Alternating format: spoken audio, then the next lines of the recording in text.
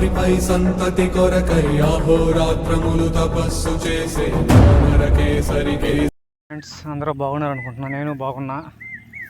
ఈరోజు అయితే మనం ఇంకో దగ్గర దుక్కిపిండి కోట అయితే స్టార్ట్ చేసామన్నమాట. సో మోసుకుంటా ఉన్నాం బస్తాలు.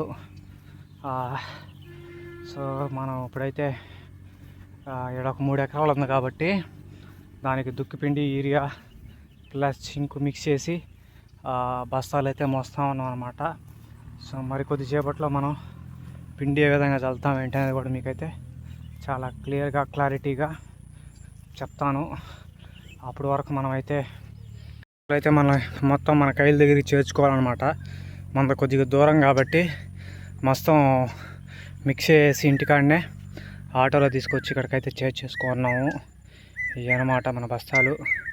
సో మిక్స్ చేసేది కూడా చూపిద్దాం అనుకున్నా, కానీ ఆ టైంకి మనకి ఎవరు లేరు వీడియో తీయడం కోసం.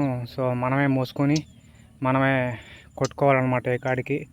సో మరి కొద్దిసేపట్లో ఎన్ని మోసేసుకొని కైల దగ్గరికి ఆ రిమైనింగ్ వీడియో కూడా మీకైతే పోస్ట్ చేస్తాను అన్నమాట.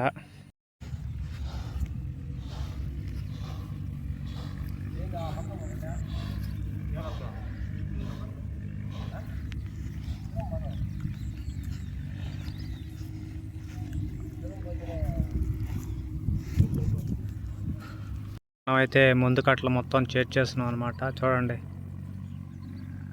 గేనానికి ఒక్కొక్క కైని బట్టి మూటలు అయితే పెట్టేస్తున్నాము. మొత్తం సేఫ్గా అయితే చేర్చేస్తున్నాం. సో ఫైనల్గా మనం ముందైతే కొట్టిస్తున్నాం అనమాట. ఇదిగోండి, మన వాళ్ళ ముందైతే కొడతా ఉన్నారు. ఎకరాకి ఒక కట్ట డిఏపి, ఒక కట్ట యూరియా, లైట్గా జింక్ కూడా మనం వేసామన్నమాట. సో ఈ విధంగా అయితే మన దానికైతే ముందైతే కొట్టించేస్తున్నాం. సో మనం ఆల్రెడీ లేట్ అయ్యామన్నమాట కొట్టడం కూడా. వర్షం వల్ల, వాటర్ ఎక్కువ ఉండడం వల్ల 1 వీక్ లేట్గా అయితే మనం ముందు కొడుతున్నాము.